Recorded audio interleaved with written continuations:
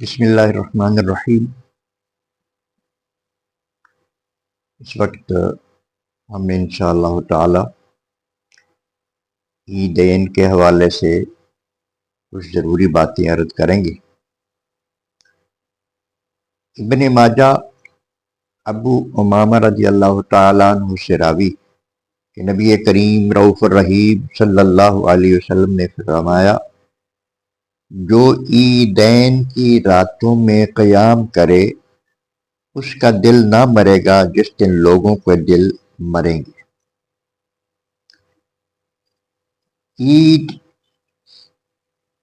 جو عید کے دن کی پہلی رات ہے، اس رات کو اللہ کی عبادت میں گزار دینا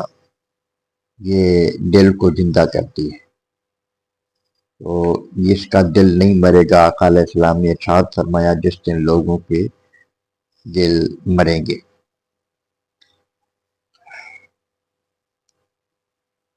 ترمذی و ابن ماجہ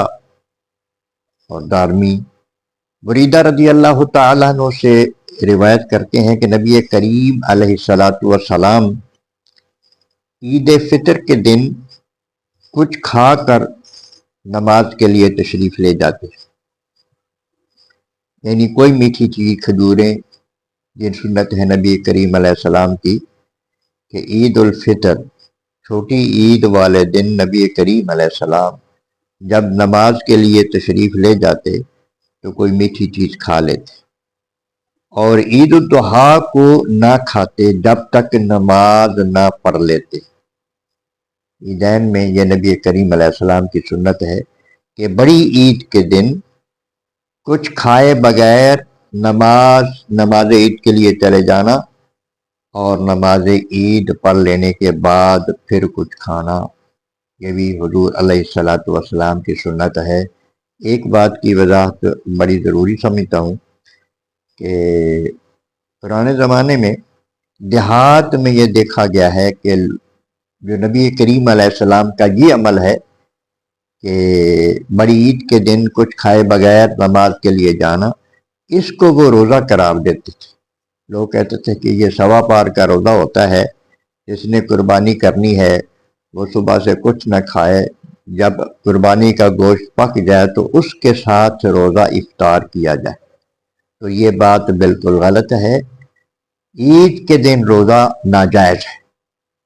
نبی کریم علیہ السلام نے ارشاد فرمایا کہ یہ کھانے پینے کے دن ہے، اس دن روزہ نہیں رکھا جائے گا۔ لہذا عید جو وہ نبی کریم علیہ السلام کا معمول، غالباً آپ عید الاضحیٰ کے دن جلدی تشریف لے جاتے تھے نماز عید کے لیے، اس لیے کچھ کھائے بغیر چلے جاتے تھے، اور نماز کے بعد آپ پھر تناول فرماتے تھے۔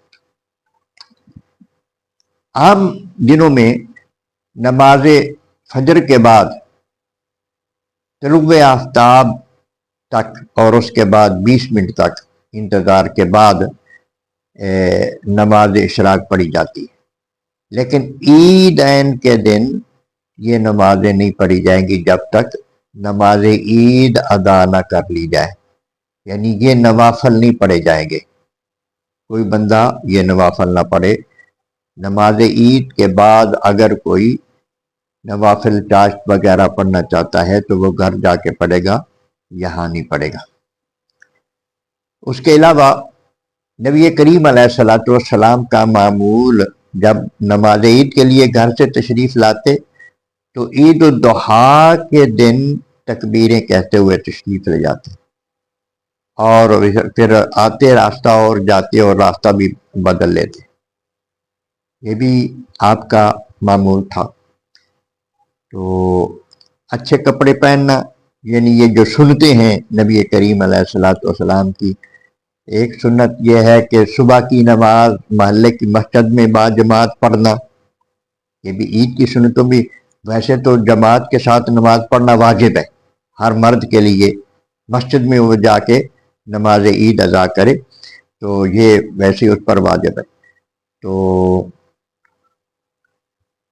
مسجد میں نماز عید صبح فجر کی یہ عید کی سنتوں میں سے ایک سنت ہے۔ اچھے کپڑے پہننا، غسل کرنا، مسواک کرنا، یہ ساری سنتیں ہیں۔ تو نماز عید میں جب بندہ حاضر ہو تو اس کا طریقہ یہ ہے، دونوں عیدین کی نماز کا طریقہ یہ ہے کہ پہلے تکبیر تحریمہ ہوتی ہے، تکبیر تحریمہ کے بعد ثنا پڑھی جاتی ہے ولا الہ غیرک تک، اور اس کے بعد ثنا جب ولا الہ غیر تک پڑھنی ہے تو اس کے بعد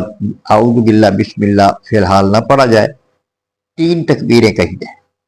تکبیر کہتے ہوئے ہاتھ کانوں تک لے جائے پھر ہاتھ چھوڑ دے، پھر اگلی تکبیر کہے ہاتھ کانوں تک لے جائے پھر چھوڑ دے، پھر تیسری تکبیر جب پڑھے تو